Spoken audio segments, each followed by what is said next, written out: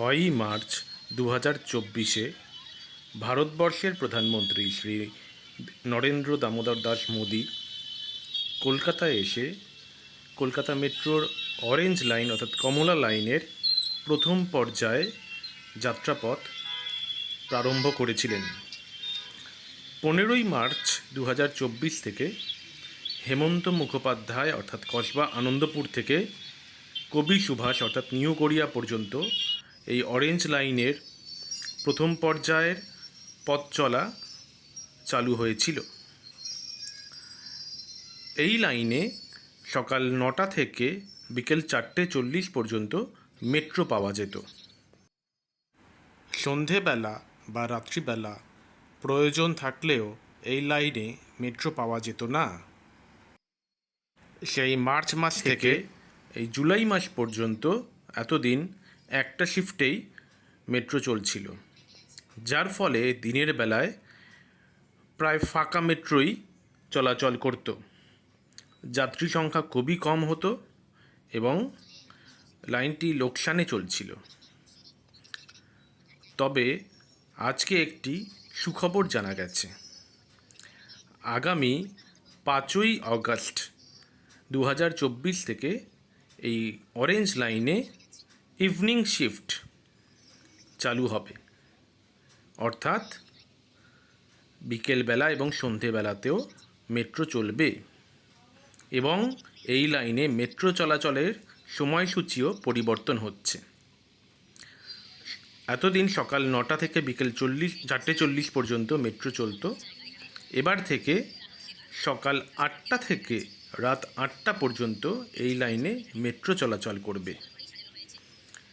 একটি মেট্রো থেকে আরেকটি মেট্রোর গ্যাপ সেই 20 মিনিটই থাকছে। হেমন্ত মুখোপাধ্যায় অর্থাৎ কসবা আনন্দপুরে এই অঞ্চলে প্রচুর সংখ্যক কলকারখানা রয়েছে কসবা ইন্ডাস্ট্রিয়াল এস্টেটের মধ্যে।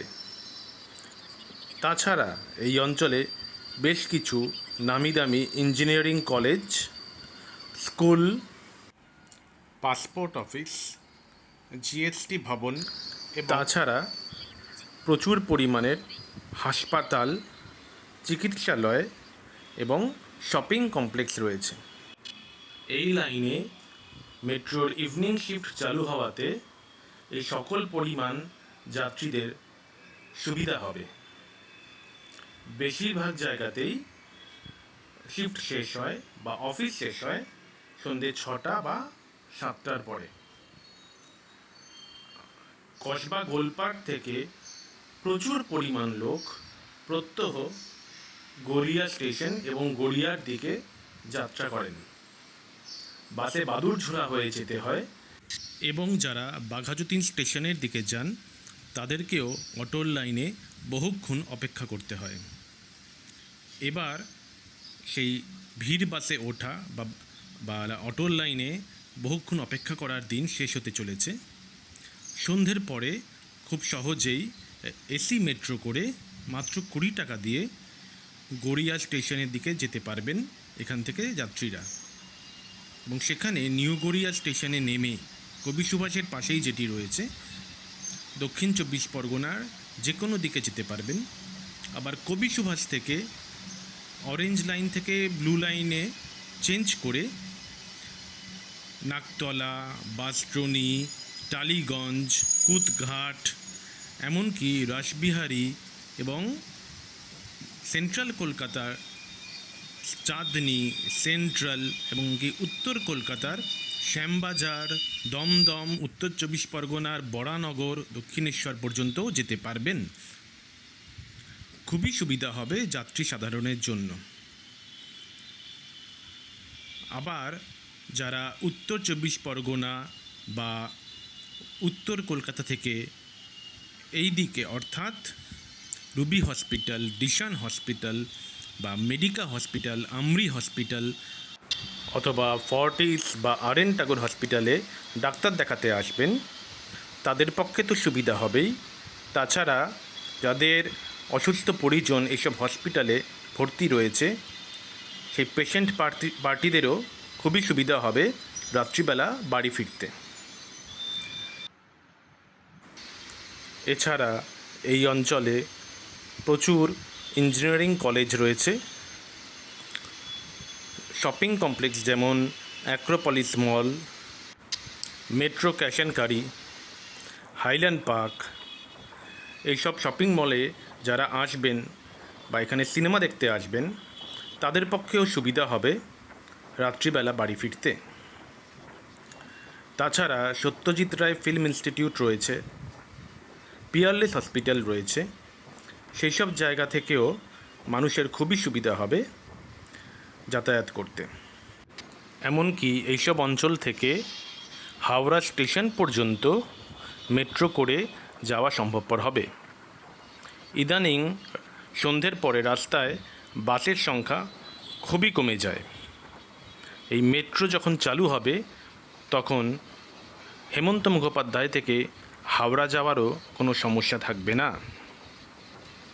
শোনা যাচ্ছে হেমন্ত মুখোপাধ্যায় থেকে অর্থাৎ কসবা আনন্দপুর থেকে বেলেঘাটা মেট্রো স্টেশন অর্থাৎ মেট্রোপলিটন পর্যন্ত খুব শীঘ্রই পরিষেবা চালু হবে।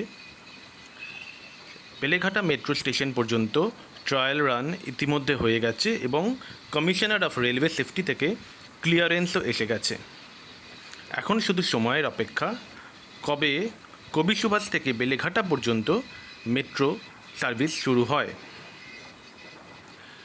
আশা করি এই লাইন খুবই জনপ্রিয়তা পাবে এবং এর যাত্রী সংখ্যা বৃদ্ধি পাবে।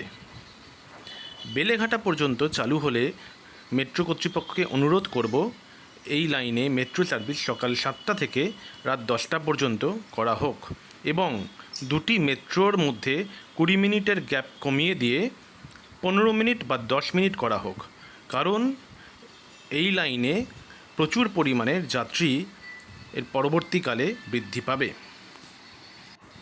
আরও একটি খবর জানা গিয়েছে যে কবি সুকান্ত মেট্রো স্টেশন থেকে অর্থাৎ কালিকাপুরে যে মেট্রো স্টেশনটি আছে সেখান থেকে টিকিট কাউন্টার উঠিয়ে দেওয়া হয়েছে। কবি সুকান্ত স্টেশন দিয়ে যারা যাতায়াত করবেন তারা মেশিনের মাধ্যমে টিকিট টোকেন কাটতে পারবেন টাকা দিয়ে এবং স্মার্ট কার্ডও সেই মেশিনের মাধ্যমে রিচার্জ করতে পারবেন। সুতরাং ভয় পাওয়ার কোনো কারণ নেই। কবি সুকান্ত দিয়ে স্বচ্ছন্দে টাকা দিয়েই টিকিট কাটতে পারবেন শুধুমাত্র যন্ত্রের মাধ্যমে। আপনি ডিজিটাল লেনদেন না করতে পারুন বা সঙ্গে যদি স্মার্টফোন না থাকে তাহলেও কুছ পরোয়া নেই। আপনি যন্ত্রের সামনে দাঁড়াবেন এবং সেখানে আপনার যেখানে যাবেন সেই গন্তব্যস্থল ইন্ডিকেট করে আপনার যত মূল্য হয়, যা ভাড়া হয়, সেই পরিমাণের টাকা দিলে আপনি টোকেন কাটতে পারবেন। আশা করব ঠিক এইভাবেই পার্পল লাইন অর্থাৎ জোকা মাঝেরহাট মেট্রো লাইন সেখানেও মেট্রো চলাচলের সময়সীমা বৃদ্ধি করা হবে এবং সেখানেও যেন সকাল 8টা থেকে রাত 8টা পর্যন্ত মেট্রো চলাচল শুরু করা হয় এবং 20 মিনিট অন্তর যেন মেট্রো পাওয়া যায়। এখন যেমন 50 মিনিট অন্তর সেই লাইনে মেট্রো পাওয়া যাচ্ছে, যার ফলে সেখানে যাত্রী সংখ্যা প্রায়ই হচ্ছে না, লাইনটি প্রায় লোকসানে চলছে। সেখানেও যদি সন্ধ্যের পর মেট্রো চলাচল শুরু হয় তাহলে সেই পার্পল লাইনেরও জনপ্রিয়তা অতিমাত্রায় বৃদ্ধি পাবে। কলকাতার নানান দিকে মেট্রো ছড়িয়ে পড়ুক এই কামনাই করছি এবং আমাদের যাতায়াতের পথ আরও সুগম হয়ে উঠুক এই আশাই রাখছি। নমস্কার।